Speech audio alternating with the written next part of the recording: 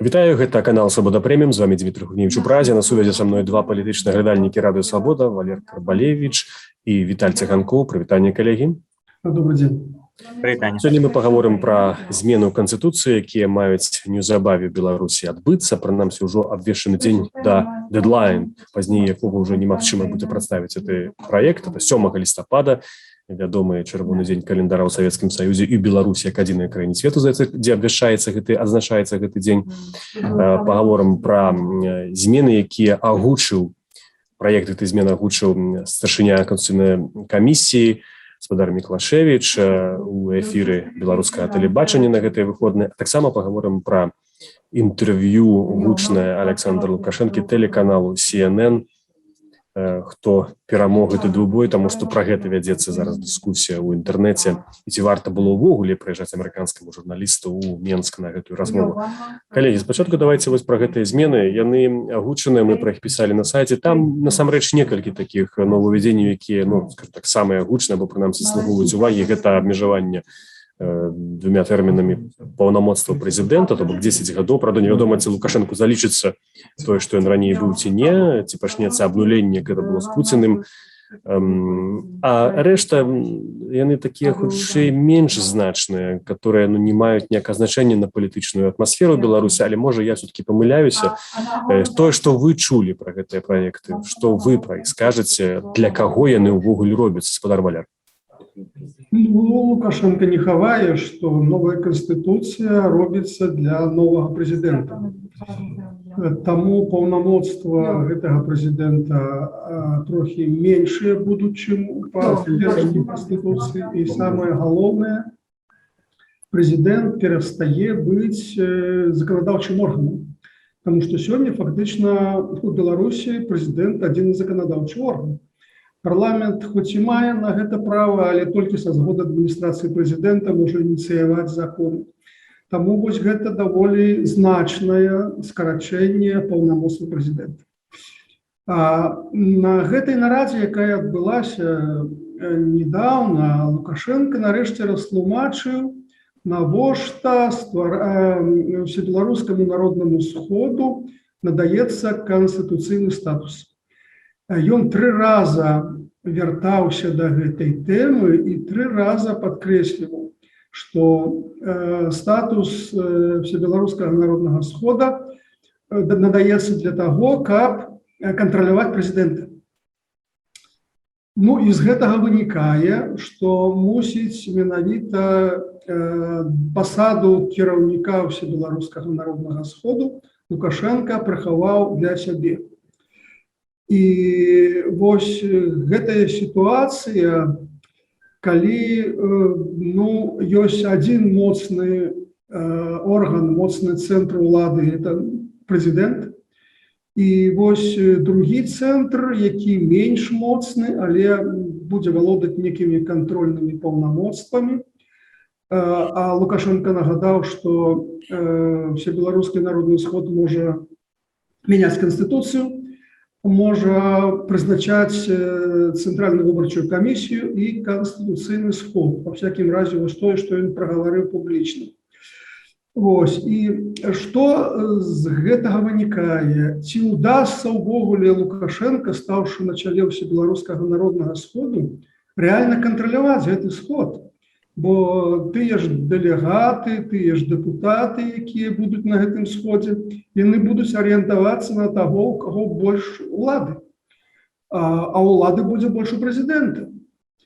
Гэта першы варыянт. Другі варыянт, магчыма, што і ўдасца Лукашенко такім чынам кантраляваць прэзідэнта. Вось у Расіі Пуцін падчас дуумвірата з Медведзевым, хоць і не меў вялікіх паўнамоцтваў, аднак кантраляваў Медведзева.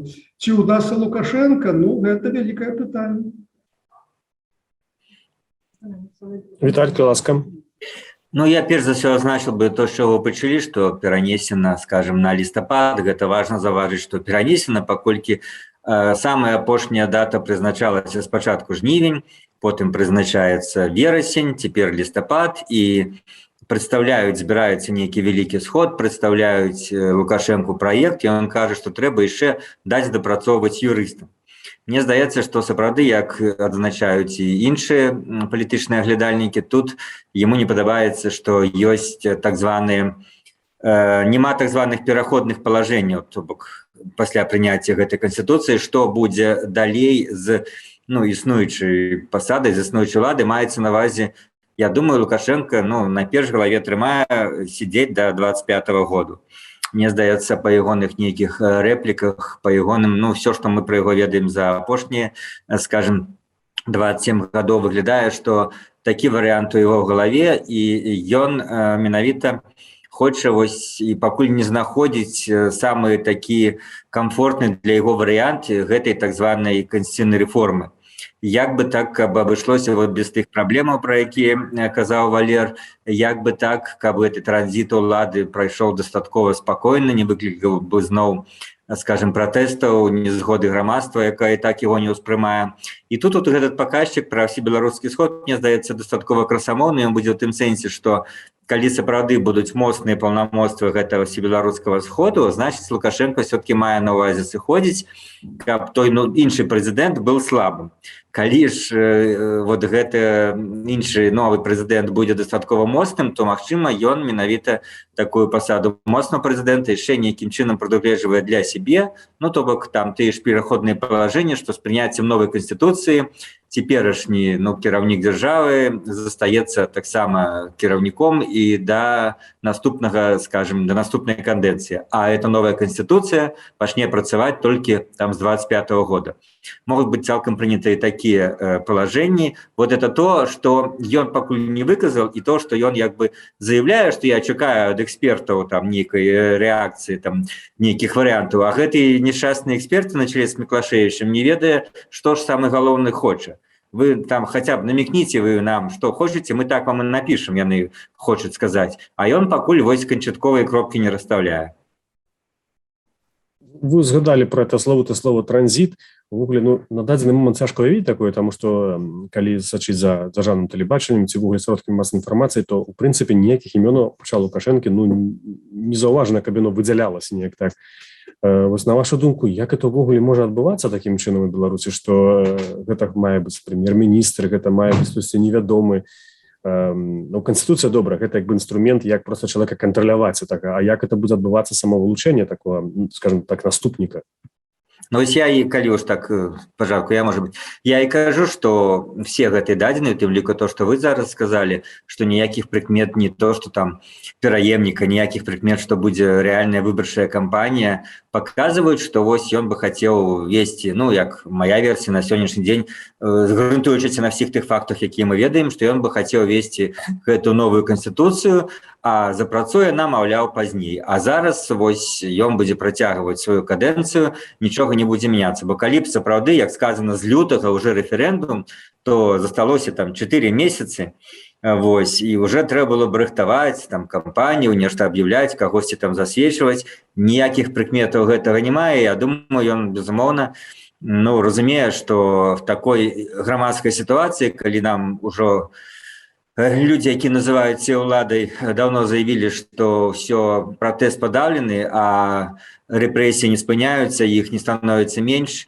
то в такой сітуацыі, які прэзідэнцкія выбары, гэта, я думаю, ён разумее, што это абсалютна зноў чарговае страсенне ўсёй сістэмы. Навошта кагосьці засвечваць пры той схеме выбараў, якая адбываецца ў Беларусі? Вынік загадзя вядомы, прызнаць любую фамілію, яго аб'явіць прэзідэнтам. Не трэба яго раскручваць, бо калі пачнуць раскручваць, то номенклатура пачне аглядвацца па бакамі, думаць, так, а трэба арыентавацца на новага кіраўніка, новага гаспадара. І Лукашенко ператвараецца ў тое, што на амерыканскім палітычным сленгу называюць кульгавая качка. Валер, так до лютага засталось 4 месяца. По закону выборы павінны быць аб'яўлены за 3 месяца. Чакайце, у лютым толькі рэферэндум, так. А прэзідэнцкія выборы могуць адбыцца праз паўгода, праз год. Так яшчэ не вядома, калі канстытуцыя будзе зацверджана, это толькі як бы галасаванне па ёй, а яшчэ 2 гады могуць яе ўвогуле не прымаць. Таму я тут праблем не бачу. Ну, а я хутчэй пытаюся пра тое, як вы самі бачыце вот асобу, мне цяжка уявіць, сочачы за тым, што якая палітычная сцэна вакол Александра Лукашэнкі, хто бы там меў быць, ну, скажем, умоўна кажучы, гэта абсолютно суб'ектыўна, но хтосьці такі, як Роман Галошченко, еще больш-менш пасаваў бы да этой такой ролі чалавека, который займаецца эканомікай, там быў у сілавым блоку, абсолютно лаяльны, а рэшта гэта або людзі ўжо пенсійнага ўзросту, або абсолютно такія шэрыя мышы, як кажуць, которые, ну, увогуле баяцца гаварыць.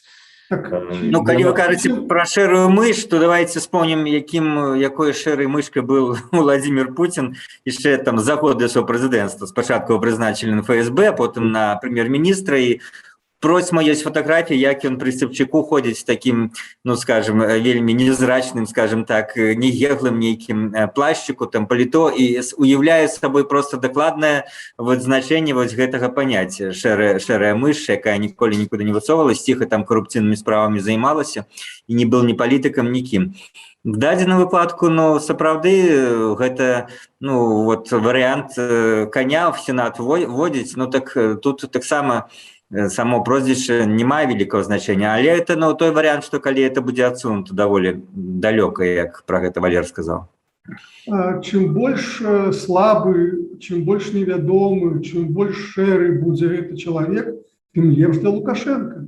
Лукашенко патрэбен некі чалавек кшталту Медведзева, які вось пры Пуціне прыдумаў убіраць, не прэтэндаваў на рэальную ўладу і не прэтэндаваў на то, каб сапраўды замяніць Пуціна. Ну, такі варыянт, і Лукашенко цалкам задаволіць, таму гэта не павінна быць некая яскравая фігура. Валер, але нават пры Медведзеве не все так было просто в России, и не все было однозначно. При Медведеве в том сенсе, что памятаете, когда подошел термин, но там то, что называется либеральная группа, когда Медведева там сподевалась и штурхала его, как он просто отправил в отставку премьер-министра Путина и карацей покончил с гэтым, но он на это и не пошел. І нават, ну, нейкія рэчы былі все-таки палітыка пры Медведзеву гэтыя 4 гады адрознівалася ад палітыцы Пуціна до яго і пасля яго. Нават такая фармальная яго, скажем, прызначэнне на гэтую пасаду, тым не менш, зрабіла палітыку Расіі в пэўным ступені іншай.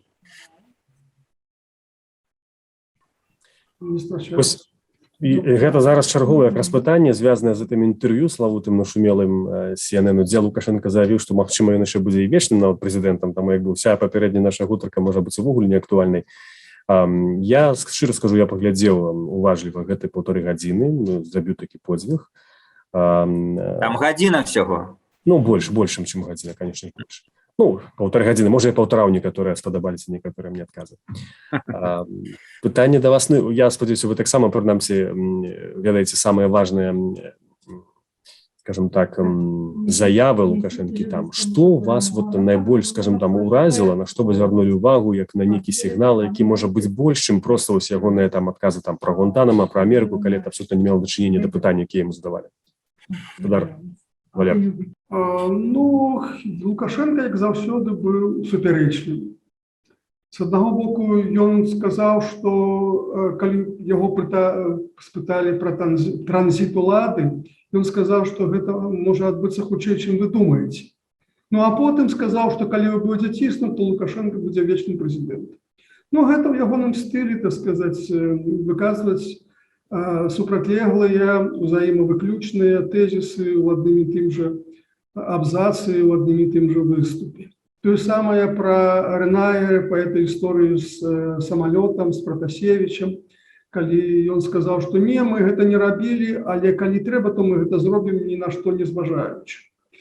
Увогуле, ну, гэта была такая спроба перамагчы ідэалагічнага праціўніка, данесці да заходняй аўдыторыі, да насельніцтва сваю праўду.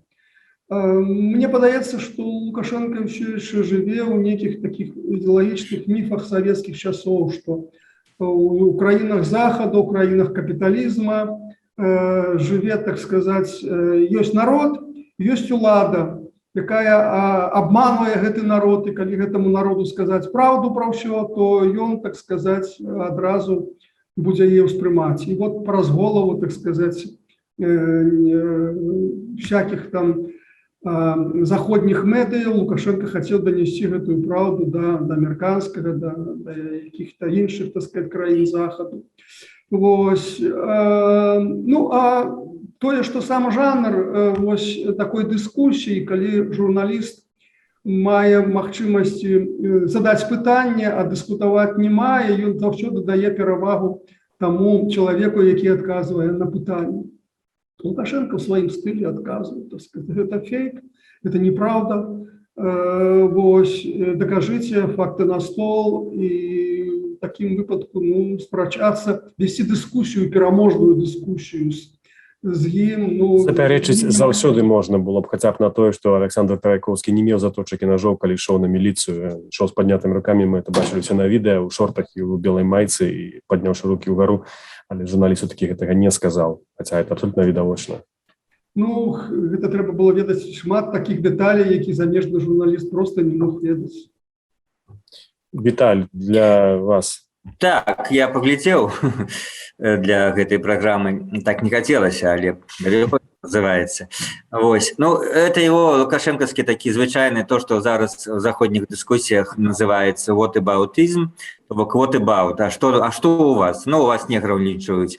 И гэта переключалось его постоянно на США, на вы Евросоюз, вы Британия, вы США, весь Заход, он смешивал этого несчастного, да, и вы Польша, что у вас там Польша, короче, всех своих ворогов на этого журналиста, который не повинен быть громадянином, не просто громадянином, а кіраўніковым президентом, кіраўніком Рады всех этих краинов, а он журналист, он не повинен отказывать за весь Заход, але мне здаецца как раз, что ну, дастаткова, при всіх, может быть, не ідеальных моментах, дастаткова, ну, прынцыпова себе паводзіл журналіст, даў рэзкія дастаткова пытанні, гаварыў, нават рэагаваў на нейкія выказанні Лукашэнкі, ну, явна, што ён, паколькі працуе в России, то больш дасведчаны беларускім пытанні, чым, напрыклад, прыезджыя журналісты, якія прыязджаюць в эту краіну на некалькі там дзён зрабіць такое інтэрв'ю.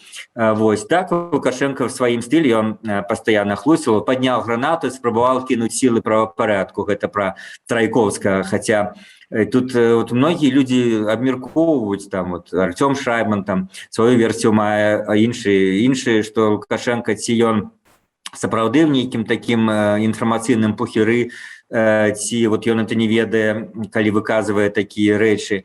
І мы, ну, как может быть, из-за того, что больше ведаем гэтага человека, то я могу абсолютно упэўнена сказать, что все он ведае, просто нахабно хлусіць. І ведае, безумоўна, як там адбылося з Трайковскім, хто стрелял там и кадры гэтыя бачыў. Але вот ён, ну, хлусіць это з 94-го года, калі яшчэ, ну, самое, помню, для меня яркий успамін в 95-м годзе, калі гвалтоўна выдалілі дэпутатаў Верховного Совета, якія галадавалі, пратэставалі супраць рэферэндума, і Лукашенко на наступны дзень всему Верховному Совету казаў: ну мы ж завтра ж вечером, сёння ж вам покажем гэтыя кадры, што іх спокойно вывели, разумееце, есть хлусня, которую, ну, там трэба проверять праз полгода, год, а ён кажа, сёння ж покажем, і сам ведае, што нічога не будуць паказваць. Так і тут ён хлусіць не таму, што ён чагосьці не ведае. Вот галоўнае, што трэба в гэтых дыскусіях, мне здаецца, паставіць кропку раз і назаўжды. Ніякага там інфармацыйнага пухіра, не то, што ён нейкую інфармацыю не ведае. Ён ведае всю інфармацыю, як мне падаецца, моя версія, але пры гэтым нахабна хлусіць пра яе, абвяргае ту інфармацыю, якая всім вядомая, якая з'яўляецца, ну, таким грамадскім здабыткам, ніякім не секрэтам. І ведае, што, ну, спадзяецца, што чалавек, в дадзеным выпадку журналіст, не можа просто сапраўды хутка так на все адрэагаваць. Пры гэтым заўважце, ён, ну, з беларускімі та незалежнымі журналістамі даўно ўжо не сустракаецца, не толькі пасля 20-го. Апошні раз, ну, это было, калі не памыляюсь, там 18-м. Вось, ён разумее, што беларускія незалежныя журналісты могуць на месцы такое абвяргаць. І, дарэчы, як паказваюць ранейшыя такія інтэрв'ю ці звычайнае інтэрв'ю, бо калі нейкія сустрэча з вялікім залам журналістаў, журналіст задаў пытанне, і все, ему отключили микрофон, он не можа нічого сказаць. А калі вот это было інтэрв'ю з 3 незалежнымі журналістамі, там, з Валером Каліновскім са Свабоды, з Міцер Лукашук з Еврорадыо і Золатова з Тутбая, то ён там нават некалькі разоў прызнаваў, ну вот, маўляў, гэта вось можа быць так, давайте поглядзім. Ён не настойваў на сваёй хлусні перед людзьмі, якія могуць его абвергнуць на месцы незалежны журналіст. І пасля этого он просто вырашыў, што такі жанр ему не патрэбны. Ему патрэбны жанр альбо з заходнім журналістам, які пры ўсім жаданні не можа все ведаць, альбо з натоўпам журналістаў, якія задалі пытанні, ім адключылі мікрафон, они не могуць нічога дакладніць, не могуць нічога перапытаць. Вось. Ну, а што тычыцца зместоўнага, ну, то вось я-то лічу, што сапраўды ну, вот вынік гэтага інтэрв'ю, што глядач на захадзе толькі умацуецца в такім паноўным меркаванні, што гэта агрэсіўны, недамоваздольны, такі вось аўтарытарны дыктатар. І по факту, так як CNN это зрабіў, там на 8 хвілін, з іх 4 хвіліны было пытанні і нейкія відэо з вуліц Менску, з вуліц катаванняў там і сутыкненняў, то на самой справе, ну, толькі пацвердзіць пазіцыю, ну, большасці цывілізаваных краінаў, што з гэтым чалавекам немагчыма размаўляць. І то, калі Лукашенко 23 разы пытался у корэспандэнта: вы што, думаеце, што я безумец? То я, седзячы па гэты бок экрану, конечно, у меня такое спакуса адказаць: канешне. Вось, толькі хаця бы не ведаючы пра ўсё астатняе, а хаця бы нават сыходзячы з таго, што ён гаварыў падчас этого інтэрв'ю. Я звярну увагу, у сацыяльных сетках вельмі шмат людзей пісалі такіх, ну, абуральных каментароў пра тое, што у прынцыпе журналіст CNN прыехаў браць інтэрв'ю Лукашэнкі, ўжо не кажучы пра тое, што яго спачатку назвалі у анонсе прэзідэнтам, пазней, здаецца, гэта слово ў матэрыяле ўжо не прагучала, там, або беларускі лідар, або там беларускі дыктатар. Тым не менш, вот я таксама глядзеў і афіцыйныя тэлеканалы, дзе хутчэй раілі ўсё ж такі, вот адзін там такі прапаганды славуты з Russia Today казаў, што все-таки трэба, каб яны прыязджалі часцей, даносіць сваю думку, маю на увазе замежныя журналісты заходнія. А як вы лічыце, ці все ж таки вот ёсць сэнс у тым, каб замежныя журналісты такіх кампаній, ну, такіх магутных, як CNN, BBC, увогуле іншыя таксама прыязджалі, бралі інтэрв'ю, апрача таго, што гэта людзей, конечно, раздражняе Беларусі, в прынцыпе, ці гэта ўвогуле штосьці дае? Магчыма, вот Віталій сказаў, паказвае свету, які ён сапраўды, але з іншага боку гэта таксама проста, ну, бясконцы плынь рэчы, якія журналіст не ў стане абвергнуць таксама адразу. Ну, ведаеце, каналаў шмат, і хтосьці раз 5 гадоў прыехаў, праз 5 гадоў яшчэ іншыя. Это вечна такая тэма, ведаеце, колькі мы жывем, ёсць у журналістыцы, прынамсі у беларускай, такія ідэі, а давайте мы ввогуле нічога не будзем узгадваць слова Лукашэнкі, і вот тады ніхто нічого про яго не будзе. Ну, это нереалістычна. Гэта, ну, тым больш у эпоху сацыяльных сетак, нават калі б журналісты па нейкай прычыне такое змовіліся, это на сёння чалавек, ад якога все-таки залежыць жыццё беларусаў, гэта ён прымае рашэнні, ён прымае, дае загады, прымаюцца законы, ад якіх беларусаў сажаюць турму і гэтак далей. То есть ігнараваць немагчыма. Заходнім таксама, ну, ёсць праца журналіста і, ну, вечнае пытанне, ці трэба было б браць інтэрв'ю там, умоўна скажем, у Гітлера там пасля 39-го году англійскім журналістам. Я думаю, многія захацелі б взяць, калі б Гітлер на нейкім этапе мог бы такое інтэрв'ю даць. Карацей, гэта вось такія філасофскія пытанні, на якія няма адназначнага адказу, але я хочу сказаць, што калі там некаторыя кажуць, што вось беларуская прапаганда зараз там выказваецца в стылі вот Лукашенко там надавал заходняму журналісту, так гэта не залежыць ад кантэкста. Яны будуць, ведаеце, пісацца ад шчасця, калі Лукашенко зноў будзе гаварыць, што яго тата загінуў на вайне, ці любую такую хлусню, ці калі ён будзе гаварыць пра Гітлера, што нямецкі парадак фармаваўся векамі пры Гітлере, гэта фармаванне, памятаеце, амаль на памяць дасягнула найвышэйшай кропкі. І што бы ні гаварыла, яны будуць казаць, які ён мудры і вялікі, ну, альбо в любом выпадку, альбо маўчаць, но это ж іхняя задача. Так што тут на гэта, я думаю, не варта звяртаць увагу. Беларуская прапаганда даўно ўжо не працуе на нейкае шырокае кола беларускіх грамадзян, не спрабуе, ну, скажем, і сам Лукашенко, дарэчы, не спрабуе прыцягнуць вот тых, ну, балота так званыя, тых абыякавых, уж не кажучы пра апанентаў, а толькі на сваё это вот даволі вузкае кола, ну, такіх шырых прыхільнікаў дыктатуры. Валер, вы параілі, калі вас звярнуліся да медыцніка канала амерыканскага? Захадныя медыі — гэта незалежныя структуры, незалежныя арганізацыі, якія працуюць ва ўмовах рынку, якія арыентуюцца на сваю аўдыторыю, якія хочуць прыцягнуць максімальную колькасць спажыўцоў сваёй прадукцыі. і яны кіруюцца вось гэтымі як бы матывамі. Валер, не заўсёды, калі была сітуацыя з Трампам, то як-то все яны синхронно одну палітыку праводзілі, сацыяльныя сеткі, амерыканскія тэлеканалы, то есть можна было дамовіцца. Я маю на увазе пасля Капітолія. Выключения бывают, но в принципе правило такое, что гэтыя працуюць ва ўмовах рынка і працуюць на тое, каб максімальна прыцягнуць увагу аўдыторыі. З гэтай логікі яны робяць выбор, з кім браць інтэрв'ю, з кім даваць інтэрв'ю і увогуле да якіх падзеяў прыцягваць увагу.